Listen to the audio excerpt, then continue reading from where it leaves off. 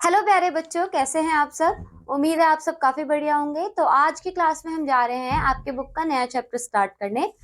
Chapter number 10, अनुपात तथा समानुपात। Okay, that means ratio and proportion. तो चलिए शुरू करते हैं इस चैप्टर को एंड समझते हैं कि रेशियो एंड प्रोपोर्शन यानी रेशियो मीन्स अनुपात और समानुपात मीन्स प्रोपोर्शन आखिर है क्या। चलिए, दो या दो से अधिक संख्याओं की भाग द्वारा तुलना करना अनुपात कहलाता है। ठीक है, तो आपको एक चीज आइडिया लग गया, दो या दो से अधिक संख्या होंगी यहाँ पे। अतः अनुपात ज्ञात करने के लिए हम एक मात्रा को दूसरी मात्रा में भाग देना पड़ता है। अनुपात से हमें पता चलता है कि कोई संख्या दूसरी संख्या का कौन सा भाग है। अनुपात केवल एक संख्या है, इसकी कोई इकाई नहीं होती। अनुपात का चिन्ह आप यहाँ देख पा रहे बच्चों, जिसे आप इंग्लिश में कॉलोन बोलते हो, ये अनुपात का चिन्ह है। इसके द्वारा प्रदर्शित किया जाता है। अनुपात ज्ञात करने के लिए हम दो संख्याओं को भिन्न में लिखकर सरलतम रूप में कर देते हैं, दैट इज कॉल्ड अनुपात। ओके, तो हम पूरा कॉन्सेप्ट समझेंगे। जैसे आप यहाँ पे देख पा रहे हो, पहली संख्या है 3, दूसरी संख्या है 9, और इस कॉलम जिसे हम रेशियो का साइन कहते हैं, अनुपात का चिन्ह कहते हैं। ठीक है, तो आप जैसे यहाँ पे ध्यान से समझना पूरा प्रोसेस। ये लिखा हुआ था, इसका मतलब है कि आप इसे बटे में लिख सकते हैं। ठीक है, अब ये और सरल रूप में आ सकता है, 3 एकम 3, 3 तिया 9, तो 1/3। अब आप कह सकते हो 1:3। तो इस तरीके से ये यहाँ पे इसे निकाला गया है। नेक्स्ट देखिए, याद रखिएगा, अनुपात द्वारा हम केवल समान प्रकार के दो परिणामों के आपसी संबंध की तुलना करते हैं। यहाँ पे देखना बच्चों, क्या बोला गया है, हम अनुपात के द्वारा समान प्रकार, ऑलवेज रिमेंबर, समान प्रकार के दो परिणामों की हम क्या करते हैं, आपसी संबंध की तुलना करते हैं। यदि दो मात्राएं माप की समान इकाइयों में नहीं है तो अनुपात ज्ञात करने के लिए दो मात्राओं की इकाइयों को उनके समान इकाइयों में बदलते हैं। जैसे कि आप यहाँ देख पा रहे हैं 5 रुपए और 10 रुपए। ठीक है, तो यहाँ पे हम क्या इसे कंपेयर कर सकते हैं, इसे भी कंपेयर कर सकते हैं।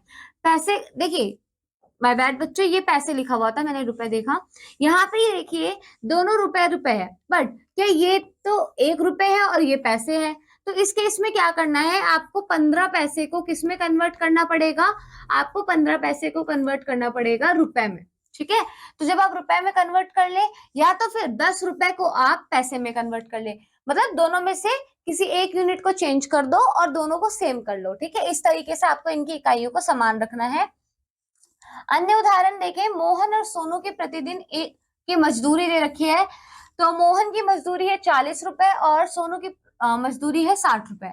अब इनसे ये बोला है कि अनुपात निकालना है इन दोनों की मजदूरी का। तो अनुपात निकालने से पहले ध्यान रखिए कि क्या दोनों की हम एक ही यूनिट की बात कर रहे हैं, एक ही चीज की बात कर रहे हैं। हाँ, किसकी, हम प्रतिदिन की मजदूरी की बात कर रहे हैं। और जो दोनों यूनिट है क्या वो सेम है, रुपीज में है ना, किसी के पैसे में नहीं है। तो एक की है 40 रुपए, एक के 60 रुपए। तो हम कह सकते हैं कि हमें रुपए 40 का अनुपात रुपए 60 से निकालना है। और दोनों देखिए, चाहे तो आप डायरेक्ट भाग कर लीजिए, ठीक है, डिवाइड करना आपको आता है, नहीं तो आप इस मेथड का यूज करके आप क्या करेंगे, अनुपात निकाल लेंगे। ठीक है, 20 के पहाड़े से कट रहा है। नेक्स्ट देखिए, एक कार की चाल आपको दे रखी है कितनी, 50 किलोमीटर प्रति घंटा, और एक बस की चाल दे रखी है 60 किलोमीटर प्रति घंटा। तो दोनों की चाल ये है 50 किलोमीटर प्रति घंटा और ये है बस की चाल 60 किलोमीटर प्रति घंटा। दोनों किलोमीटर प्रति घंटा, किलोमीटर प्रति घंटा है। तो अनुपात निकालने के लिए 50/60 हो जाएगा। ठीक है, शून्य से शून्य कट जाएगा, 10 से भाग हो रहा है ना क्योंकि, तो 5/6 यानी 5:6 बचेगा आपका। नेक्स्ट देखिए, अब याद रखिएगा यहाँ पे अनुपात 5, यहाँ पे जो आपको अनुपात दे रखा है 5:6 का, को हम 6:5 नहीं पढ़ सकते, 6:5 नहीं पढ़ सकते। क्यों, क्योंकि आप क्या कर रहे हो, 5/6 को लिख रहे हो 6/5, क्या दोनों बराबर है, नहीं, दोनों की वैल्यू डिवाइड करने पे अलग अलग आएगी। सो इन एनी केस आप इस तरीके से नहीं लिखोगे। आगे बढ़ते हैं एंड देखते हैं उदाहरण। 48 तथा 8 का अनुपात ज्ञात कीजिए। तो 48 को ऊपर लिखेंगे, 8 को नीचे लिखेंगे और दोनों 8 से भाग करेंगे। अगर आपको पता करना है कि भाग किससे करना है तो आपको क्या करना है, एचसीएफ निकालना है, जिसे हम कहते हैं महत्तम समापवर्तक। ठीक है, उसे निकाल के उस संख्या से आप भाग कर दीजिए और आपका रेशियो आ जाएगा, अनुपात आ जाएगा। उसी प्रकार से उदाहरण 2 देखिए, राहुल और मोहित की प्रतिदिन की आय क्रमशः आपको दे रखी है 60 रुपए 80 रुपए। उसके प्रतिदिन की आय का अनुपात ज्ञात कीजिए। तो राहुल और मोहित के हम क्या करेंगे, राहुल और मोहित के आय जो प्रतिदिन आय है क्रमशः 60 और 80 रुपए है, 60 और 80 रुपए का अनुपात ज्ञात करेंगे। दोनों का हम एचसीएफ निकालेंगे तो 20 निकलेगा। एंड जब आप इसे डिवाइड करोगे 20 से तो ये हो जाएगा आपका 3 और ये हो जाएगा आपका 4। तो 3:4 का इनका क्या है, मान है। नेक्स्ट देखिए उदाहरण 3, 2 रुपए और 50 पैसे में सरल अनुपात ज्ञात कीजिए। तो बेसिकली बच्चों इसमें तो और क्लियर कर दिया कि इन्हें सरल अनुपात ही चाहिए, है ना। तो ये तो और बढ़िया है आपके लिए। जब सरल अनुपात चाहिए, अब उसके बाद देखिए यहाँ पे 2 रुपए और 50 पैसे का निकालना है। तो 2 रुपए की यूनिट है रुपए, रुपए, और ये है आपके पास 50 पैसे। तो आपको करना क्या है, रुपए को पैसे में बदल लो। आपको पता है 1 रुपए में 100 पैसे होते हैं, 2 रुपए में 200 पैसे होंगे। अब 2 रुपए और 50 पैसे में अनुपात निकालने के लिए आपको पता है 2 रुपए को हम 200 पैसे लिख सकते हैं, 50 पैसे ऑलरेडी पैसे में है। दोनों का एचसीएफ महत्तम समापवर्तक 50 आएगा, भाग करोगे 50 से तो ये हो जाएगा 4 और ये हो जाएगा 1, यानी 4:1 इसका आंसर आया है। ठीक है, आगे बढ़े। चलिए उदाहरण 4 देखिए। एक कक्षा में 150 विद्यार्थी हैं। कितने विद्यार्थी हैं, 150 विद्यार्थी। इनमें से 100 लड़के तथा 50 लड़कियां हैं। लड़कों और लड़कियों में अनुपात क्या है, ये ज्ञात कीजिए, लड़कों और लड़कियों का अनुपात। तो बेसिकली कितने लड़के हैं, लड़के यहाँ पे बताइए 100 है और लड़कियां कितनी है, 50। तो यहाँ पे आपसे पूछा है लड़कों को और लड़कियों का अनुपात ज्ञात करना है। तो लड़के कितने हैं 100, लड़कियां कितनी है 50, दोनों को 50 से भाग करो 2:1 आएगा, है ना, क्योंकि 50 से तो भाग करोगे, दोनों 50 से भाग हो रहा है। तो इस तरीके से आपको क्या करना है बच्चों, निकालना है अनुपात। ठीक है, चलिए आगे बढ़ते हैं। अब हम देखेंगे अनुपातिक योग। क्या देखेंगे, अनुपातिक योग। चलिए देखते हैं कि अनुपातिक योग क्या है। सो बेसिकली यहाँ पे बताया है कि दिए गए अनुपात की संख्याओं का योग अनुपातिक योग कहलाता है। नाम से ही समझ में आ रहा है, ठीक है, जो अनुपात है उसका योग। नाउ यदि किसी संख्या को दिए गए अनुपात में 2 या 2 से अधिक हिस्सों या भागों में बांटना है तो हम निम्न सूत्र का प्रयोग करेंगे। किसका प्रयोग करेंगे बच्चों, निम्न सूत्र का प्रयोग करेंगे। और वो कौन सा सूत्र है, देखिए पहला भाग संख्या, अगर आपको पहला भाग निकालना है, ठीक है, संख्या पहला अनुपात अनुपातिक योग। ठीक है, इसका हम रिलेशन भी समझेंगे कि बेसिकली फॉर्मूला निकला कैसे है। दूसरा भाग संख्या अभी भी फिक्स है, पहला अनुपात और अनुपातिक योग। यहाँ पे क्या बताया गया है बच्चों, यहाँ पे एक चीज गलत हो गई है बच्चों। अगर आपको दूसरा भाग निकालना है तो दूसरा अनुपात आएगा, ठीक है, दूसरा अनुपात, ये गलत है। नेक्स्ट आगे बढ़ते हैं। इसी प्रकार चौथा पांचवा आदि भाग ज्ञात कर लेते हैं। तो चलिए हम समझते हैं कि करना कैसे, एग्जाम्पल के थ्रू। उदाहरण देखिए, रुपए 100 को 2:3:5 के अनुपात में बांटिए। अब ये कैसे करना है, जैसे हमने बताया था कि यहाँ पे पहला भाग निकालना है, तो जो आपको संख्या दे रखी है, ठीक है, उसका पहला अनुपात आपको यहाँ पे दे रखा है, अनुपात 2:3:5। तो आप इसका अनुपातिक योग निकाल सकते हैं, 10 निकल गया जोड़ने पे। और कुल रुपए भी दे रखे हैं आपको 100 रुपए, 100 को ही तो बांटना है। तो इसमें हम क्या करेंगे, पहला अनुपात यहाँ पे आप लिख लीजिए, दूसरा अनुपात।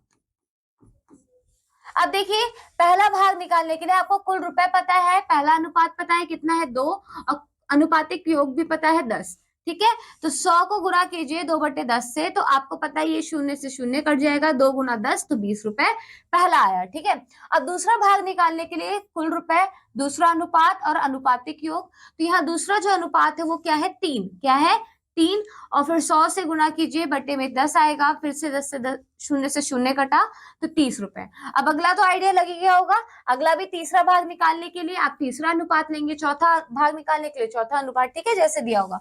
कुल रुपए अभी भी 100 है, हम कुल रुपए से क्यों गुना कर रहे हैं, क्योंकि कुल में से ही तो भाग बटेंगे, है ना, तो इसलिए कुल से हम क्या कर रहे हैं, उसे मल्टीप्लाई कर रहे हैं। और पांचवा भाग है, ठीक है, जो कुल अनुपातिक योग 10 है, अब सॉल्व करेंगे तो 50। तो बेसिकली जो हमारे पास अनुपात था वो ये था ना,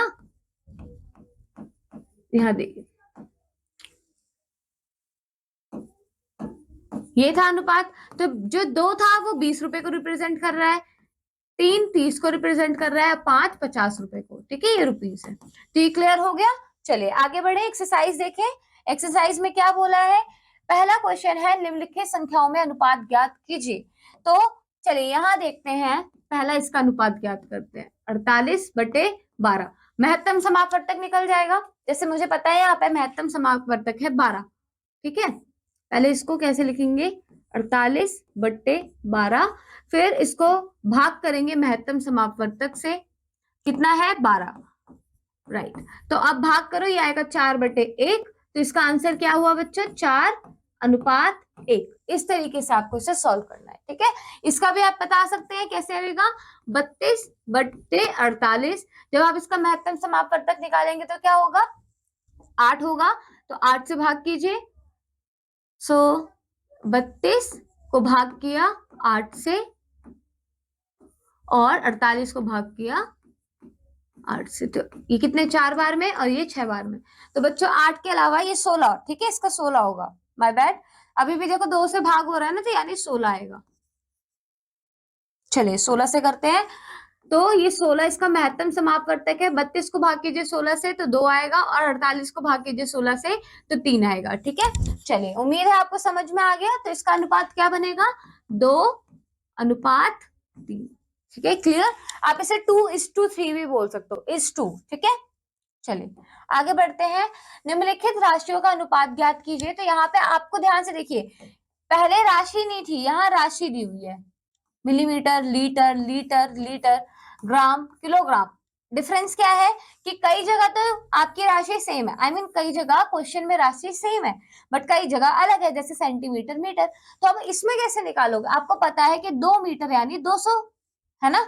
2 मीटर का क्या मतलब है, 200 सेंटीमीटर। अब जो अनुपात है वो तो निकल जाएगा, 75/200।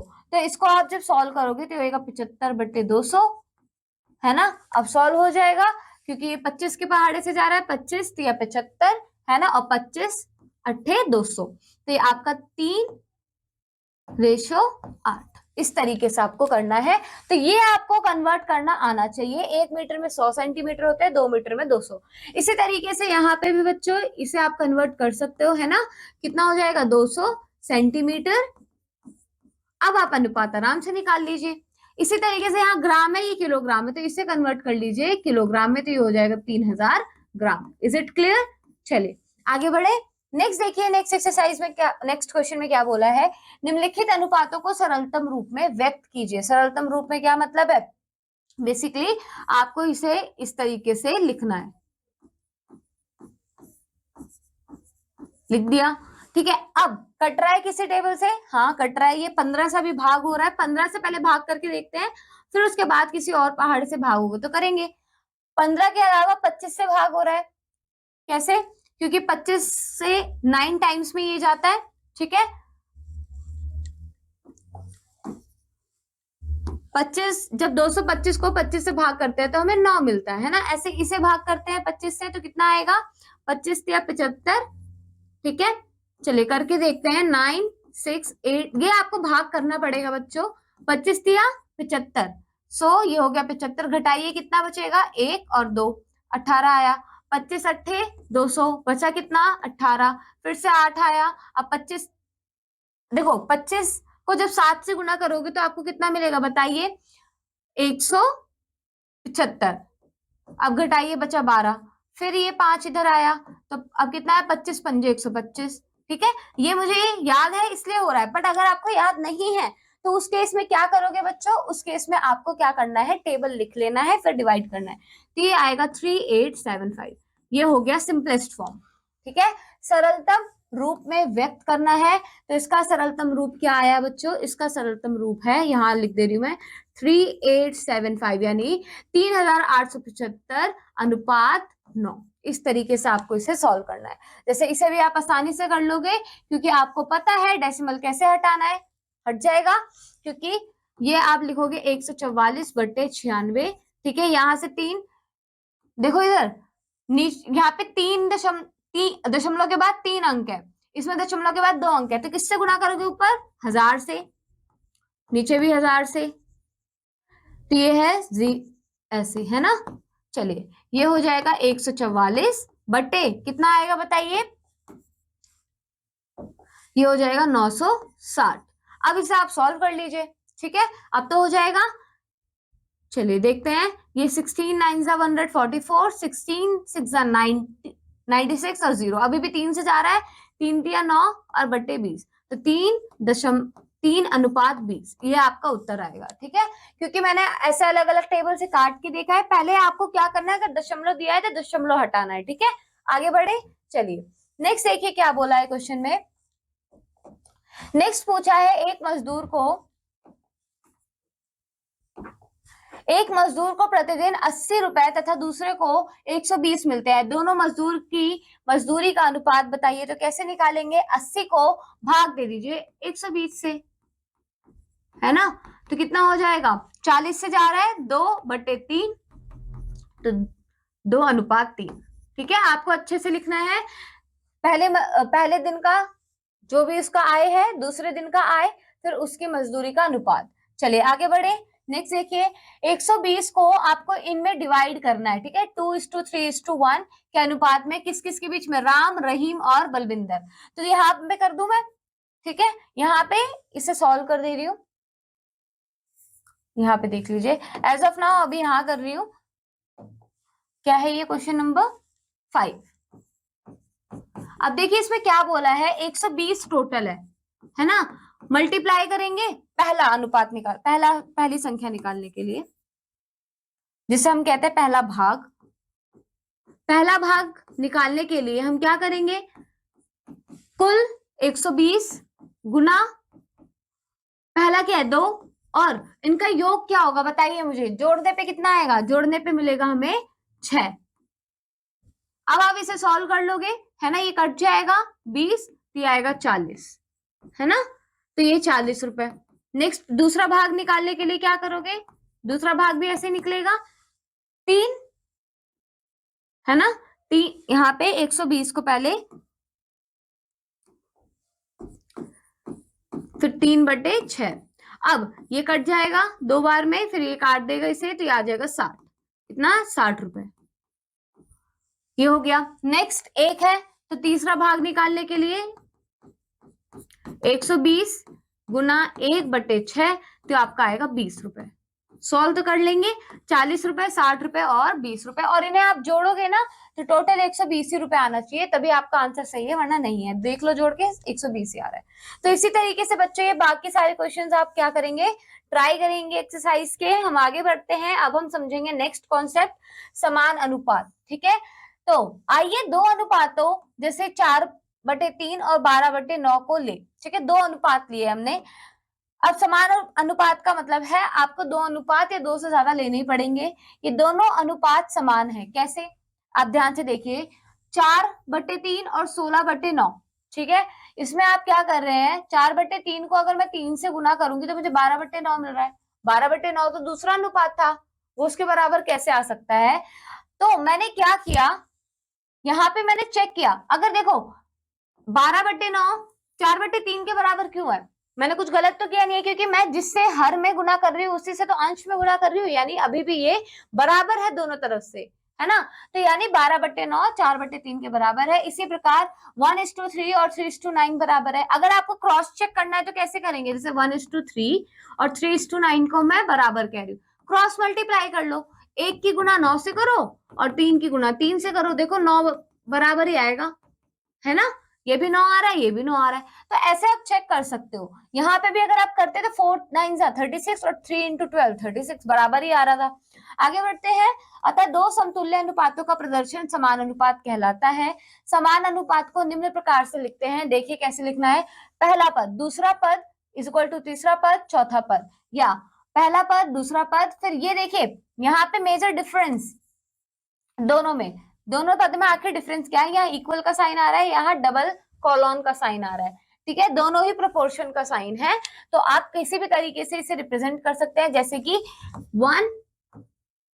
1:3 प्रोपोर्शन, ठीक है, फिर 3:3, यानी क्या मतलब है, एक का समानुपात। यहाँ पे देखो 1:3 3:9, बट 1:3 समान अनुपात, ठीक है, 3:9। समझ में आया, इस तरीके से हम इसे सॉल्व कर रहे हैं। आगे बढ़ते हैं, नहीं तो आप क्या कर सकते हो, इसकी जगह क्रॉस = का साइन भी ले सकते हैं। चलिए आगे बढ़ते हैं, इसे हमें पहला पद अनुपात दूसरा इससे हमें पहला पद अनुपात, दूसरा पद समानुपात, तीसरा पद समानुपात, चौथा पद पढ़ते हैं। अब बच्चों देखिए इसमें कंफ्यूज नहीं होना, बेसिकली अनुपात, समान अनुपात, अनुपात, ये तीन चीजें लेनी है आपको, ठीक है। चलिए बच्चों देखते हैं इसे हम पढ़ते कैसे हैं। यहाँ पे देखिएगा दोबारा, इसे हम पहला पद अनुपात, दूसरा पद, ठीक है, यहाँ पे ये हो गया समान अनुपात, तीसरा पद अनुपात, चौथा पद पढ़ते हैं, ठीक है। नाउ दूसरा तथा तीसरा पद मध्य पद है, ठीक है, यहाँ पे देखिए दूसरा और तीसरा पद मध्य पद है और पहला और चौथा बाह्य पद कहलाता है। नाउ किसी भी जो समान अनुपात है यानी प्रोपोर्शन है, बाह्य पदों का गुणनफल मध्य पदों का गुणनफल कहलाता है, जो मैंने आपको यहाँ समझाया था। तो ये बेसिकली कर क्या रहते हैं हम, यहाँ पे यही चीज हम प्रूव करने की कोशिश कर रहे थे कि पहला पद चौथा पद यानी क्रॉस मल्टीप्लिकेशन ही हो रहा है और दूसरा पद और तीसरा पद हमेशा ही बराबर होता है जब हम उनकी गुणा करते हैं। ये तरीका होता है चेक करने का कि वो करेक्ट है या नहीं है। क्या 15:12 समान अनुपात 30:24 समान अनुपात में है? अब यहाँ क्या बोला गया है समझो, 15:12 दिया है, 30:24 दिया है, ठीक है। तो आपसे ये पूछा है कि ये समान अनुपात में है, तो अभी बताया था हमने, ठीक है।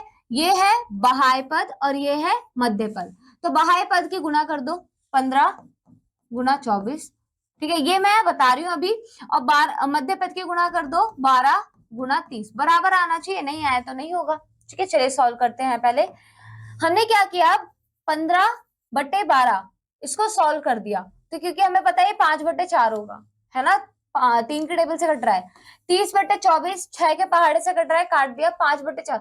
जब यहीं पे दिख रहा है ये 5/4 आ चुका है, तो हमें इसे सॉल्व करने की जरूरत नहीं है, ठीक है। सो दैट मीन्स ये समान अनुपात है। चलिए आगे बढ़े। यहाँ पे आपको ये क्लियर हो चुका होगा क्योंकि दोनों को सिंपलेस्ट फॉर्म में करते ही सरलतम रूप में 5/4 आ रहा है। समीकरण 1 समीकरण 2 से स्पष्ट है कि अनुपात 15:12 और 30:24 जो है वो समान अनुपात में है, अतः दी गई संख्याएं समान अनुपात में है। वैकल्पिक विधि बाह्य पदों का गुणनफल, जैसे मैंने अभी आपको बताया था ऊपर, और मध्य पदों का गुणनफल आपको दे रखा है, दोनों बराबर आए हैं, यानी ये संख्याएं समान अनुपात में है। बट बेसिकली ऊपर वाला इजी था क्योंकि आपको दिखा वो कट रहा है तो डायरेक्ट वही काट दो, ठीक है। दोनों तरीके सेम है, एक क्वेश्चन को सॉल्व करने के काफी वे हो सकते हैं। नेक्स्ट देखिए, नेक्स्ट क्या बोला है, उदाहरण 7 में लुप्त संख्या ज्ञात कीजिए। अब देखिए यहाँ पे आपको ये संख्या बतानी है क्या होगी। यहाँ पे हमें ये बता रखा है कि ये समान अनुपात में है, तो मुझे पता है कि ये गुणा करने पे आएगा 72, तो इन दोनों को भी तो गुणा करने पे 72 आना चाहिए, है ना। तो देखिए चलो सॉल्व कैसे करना है। आइए लुप्त संख्याओं को x मान लेते हैं। हमने क्या करा, हम ये कह रहे हैं कि मान लेते हैं कि वो कोई संख्या है, संख्या तो है ही पर हमें उसकी वैल्यू नहीं पता, तो हमने क्या माना, x माना। चूंकि बाह्य पदों का गुणनफल मध्य पदों का गुणनफल होता है, ठीक है, तो 12 इंटू एक्स, इसे हमने x माना है ना, x इंटू 12 और 8 गुना 9, तो ये दोनों बराबर होंगे। अब x यहीं पे रहने वाला है, ये 12 कहाँ चला जाएगा, भाग में। ये आपको पता है कि अगर इज इक्वल टू प्लस है तो दूसरी साइड जाके क्या हो जाएगा, माइनस, माइनस है और आप दूसरी साइड भेज रहे हो तो वो क्या हो जाएगा, प्लस, ये हो प्लस। और अगर मल्टीप्लाई का साइन है, गुना का साइन है, तो दूसरी जगह जाके हो जाएगा भाग में, और भाग है तो वो दूसरी जगह जाके क्या हो जाएगा, गुना में। अब दूसरी जगह कहने का क्या मतलब है, इज इक्वल टू के दूसरी साइड, तो यहाँ पे मैं क्या कर रही हूँ, इज इक्वल टू के दूसरी साइड जो मल्टीप्लाई में 12 है, 12 गुना में है, उसे मैंने भेज दिया, तो वो गुना से किस में चला गया, भाग में। भाग में किसके, 8 गुना 9 72 के भाग में, तो 72 को जब 12 से आप भाग करोगे तो आपको आंसर मिलेगा 6, अतः लुप्त संख्या है हमारी 6, ठीक है। आगे बढ़े। उदाहरण 8, सीमेंट तथा रेत के मिश्रण में सीमेंट तथा रेत का अनुपात आपको दे रखा है 2, ठीक है, 2:5। यदि सीमेंट का भार 42, कितना, 42 किलोग्राम हो तो रेत का भार ज्ञात कीजिए। अब देखिए यहाँ क्या बोला है, आपको बता दिया है सीमेंट और रेत का मिश्रण हो रहा है, ठीक है, उसमें रेत का अनुपात, मतलब सीमेंट और रेत दोनों का अनुपात 2:5 बताया, ठीक है, 2:5। अब सीमेंट का हमें भार पता है कितना है, 42 किलोग्राम, तो आपको रेत का निकालना है। अब आपको पता है कि सीमेंट है ना, और नीचे क्या है, रेत, तो इसका रेशियो है 2/5। अब नेक्स्ट आपको पता है कि सीमेंट का भार 42 है और इसका भार नहीं पता तो x होगा, इसी तरीके से तो लिखोगे। तो ये हो गया 42/x, सीमेंट का रेत से अनुपात। अब अतः हमें ये पता है, जैसे मैंने बताया आप इसे ऐसे भी तो लिख सकते हो, अभी हालांकि हम उसी रूप में बदलेंगे, ठीक है। इसकी जगह हम इज इक्वल टू का साइन लगा ले चाहे तो हम इसे ऐसे लिख सकते हैं, देखिए 2:5 जो मैंने बताया और 40:x। अब यहाँ पे क्या करना है, आप कर लीजिए इन दोनों की गुणा, 2 गुना x और 42 गुना 5, तो ये 2 है ये भाग में चला जाएगा, कटेगा तो आपका आंसर 105 आएगा। सॉल्व तो आप कर ही लेंगे। तो रेत का भार हमें 105 किलोग्राम मिला है। नेक्स्ट देखिए क्या बोला है, एक कक्षा में लड़कियों तथा लड़कों की संख्या का अनुपात आपको 4:5 दिया है, ठीक है। लड़कों और लड़कियों की संख्या का अनुपात दिया है। यदि लड़कियों की संख्या 20 है तो लड़कों की संख्या ज्ञात कीजिए। तो आपको पता है कि अभी हमें लड़कों की संख्या ज्ञात करनी है, तो लड़कों की संख्या हमने क्या मान ली, x, ठीक है। ये आपको आगे बहुत हेल्प देने वाला है, ये जो मानने वाली चीज है, ठीक है। अब ध्यान से देखिए यहाँ पे क्या बोला है कि हमें अनुपात पता है लड़कों का लड़कियों से 4:5 है ना, और यहाँ पे हमें पता है कि अगर हमें संख्या पता होती तो हम यहाँ पे 20:x यानी 20:x, 20:x बोलते और 4:5 दोनों बराबर ही होगा। अब 4 की गुणा x से कीजिए और 20 की गुणा 5 से कीजिए, है ना, मध्य पद और बाह्य पद। अब ये x यही रहेगा, 4 किस में चला जाएगा, भाग में, इसे यहाँ भेज दीजिए। तो 4 पंजे 20 और 5 गुना 5 तो 25 आपका आंसर आया है, यानी लड़कों की संख्या है 25। ये ध्यान रखना बच्चों, अगर आपको क्रॉस चेक करना है तो इन दैट केस आप क्या कर सकते हो, रखो यहाँ पे, ये था आपका क्वेश्चन, x की वैल्यू क्या निकली है 25। तो अब यहाँ पे इसका मतलब है कि इसका रेशियो और इनका रेशियो बराबर आना चाहिए, ठीक है। आप निकाल के देख लो, सेम ही आएगा, ठीक है।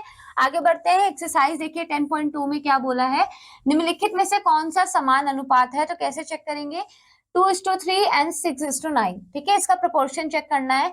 तो आपको पता है एक तरीका, तो अभी आपको पता है 2/3 और 6/9, ठीक है, इज इक्वल टू, चलिए ऐसा सिंपल फॉर्म जो हमने पढ़ा है मेथड, डायरेक्ट उससे ही बताती हूँ।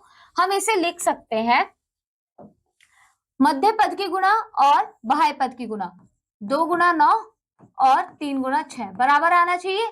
ये 18 और ये 18, दैट मीन्स ये तो है ना। नेक्स्ट देखिए यहाँ पे मध्य पद की गुणा कितनी आ रही है 40 और बाह्य पद की गुणा कितनी आ रही है 40, 4 गुना 10 40 ही तो होगा, तो यानी ये भी बराबर है। अब यहाँ पे देखिए 3 गुना 8 कितना मिलेगा 24, 2 गुना 16 कितना मिल रहा है 32, क्या ये बराबर है, नहीं, तो ये समान अनुपात में नहीं है, ठीक है। इस तरीके से आपको फाइंड आउट करना है। नेक्स्ट देखिए क्या बोला है, रिक्त स्थान भरिए। यहाँ पे आपको क्या करना है, हमें ये पता है ये सारे समान अनुपात में है, क्या है, समान अनुपात में है। तो आपसे ये बोला गया है कि आपको नंबर फाइंड आउट करना है, क्या करना है, वो नंबर फाइंड आउट करना है जिसकी वजह से ये समान अनुपात में बन रहा है। तो चलिए करते हैं। यहाँ पे मुझे पता है कि इसे मैं x मान ले रही हूँ, ठीक है। 3 is equal to 12 into X, है ना। अब ये है 12, ठीक है, 12 के भाग में ये आ जाएगा क्योंकि x एज इट इज रह जाएगा। अब कट के कितनी वैल्यू आएगी, x की वैल्यू आएगी 1, ठीक है, इसकी वैल्यू आएगी 1। यहाँ पे देखते हैं इसको क्या माना मैंने x, तो ये 9 इंटू क्या हो गया x और 72 इंटू 5। अब जब 9 इधर है, जब ये कहा जाएगा, अपॉन में जाएगा ना, यानी दूसरी साइड जब जाएगा तो भाग में जाएगा।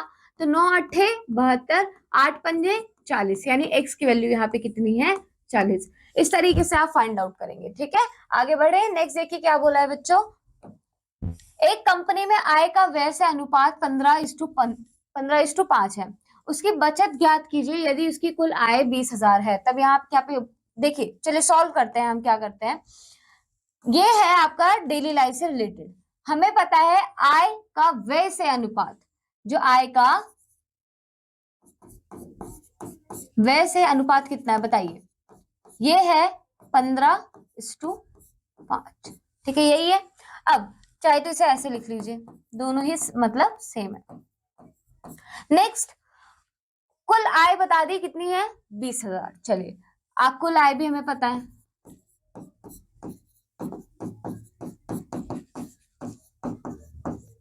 और आपसे पूछा क्या है लास्ट में, आपसे ये पूछा है कि उसकी बचत ज्ञात कीजिए, तो बचत तो हमें पता ही नहीं है, ठीक है, उसका आय का व्यय से अनुपात बता दिया है, उसकी बचत ज्ञात करनी है और उसका आय भी दे दिया है, तो हमें ये पता है, इसे हमने 15:x मान लिया। और हम क्या करेंगे अभी यहाँ पे बच्चों, हम जो इसका बचत है उसको मान लेंगे x, क्या मान लेंगे x। अब इस केस में आपको वही सेम फॉर्मेट यूज करना है कि आप डिवाइड में लेके जाओगे और आपको उसको सॉल्व करना है, तो आपका आंसर आ जाएगा, आपको उसकी बचत पता चल जाएगी, ठीक है। आगे बढ़े, चलिए आगे बढ़ते हैं। इसी तरीके से आपको कुछ नहीं करना, आपको मध्य पद और बाह्य पद की गुणा करनी है, इसको x मान लेना है, किसको, बचत को, और सॉल्व कर लेना है। नेक्स्ट क्वेश्चन समझिए, एक स्कूल में अध्यापिकाएं अध्यापकों के 3:5 के अनुपात में, ठीक है, इसका अनुपात भी दे दिया। 30 अध्यापक हो तो अध्यापिकाओं की संख्या क्या होगी ये बताइए। तो अब यहाँ पे भी वही सेम केस है बच्चों, 3:5 दे रखा है, और यहाँ पे ये बोला है अध्यापकों के 3:5 में, ठीक है। और यहाँ पे अध्यापक कितने हैं, यहाँ पे है 30, और हमने कितना मान लिया अध्यापिकाओं को, x। तो अब आप निकाल लीजिए, 5 इंटू एक्स और 3 इंटू 30 निकल जाएगा, सॉल्व हो जाएगा। ये पता है आपको, सॉल्व करना आता है। जब आप इसे सॉल्व करोगे तो आपका 90/5 कितना हो जाएगा बताइए, 18 आ जाएगा, ठीक है, क्योंकि एक स्कूल में अध्यापिकाएं और अध्यापकों। चलिए आगे बढ़ते हैं, नेक्स्ट क्वेश्चन देखिए। दो संख्याओं का अनुपात आपको दे रखा है, यदि पहली संख्या 16 हो तो दूसरी संख्या ज्ञात कीजिए। इसमें भी बच्चों वही सेम क्वेश्चन है, इसे भी सॉल्व कर लेते हैं।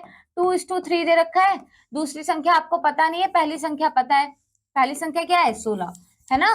तो यहाँ पे चलिए इसे भी कर लेते हैं, 2:3, पहली संख्या पता है 16, दूसरी संख्या आपको नहीं पता, x मान लीजिए, मल्टीप्लाई कर दीजिए, 2 इंटू एक्स और 3 इंटू 16। अब आपका सॉल्व हो जाएगा क्वेश्चन। चलिए इसे भी कर लीजिएगा। और कोई क्वेश्चन, तो बाकी क्वेश्चंस भी बच्चों सेम ही है, इसी तरीके से सॉल्व करना है, ठीक है। So that's all for this chapter बच्चों। अब आपको क्या करना है, क्वेश्चंस को सॉल्व कीजिएगा, सेम सारे ही, ये जो जितने भी आपको वर्ड प्रॉब्लम दे रखे हैं सब में वही है, इनमें भी आपको ये पूरे 6 के 6 क्वेश्चन सारी सेम ट्रिक फॉलो करिए। कौन सी, आपको अनुपात का ध्यान रखना है, मध्य पद और बाह्य पद का गुणा करके इसे सॉल्व करना है, ठीक है। So that's all for this chapter बच्चों। अब आप चैप्टर को सॉल्व कीजिए, क्वेश्चन को सॉल्व कीजिए। मैं आपसे मिलूंगी अगली क्लास में एक नए चैप्टर के साथ। Till then keep learning and keep exploring. Bye bye बच्चों।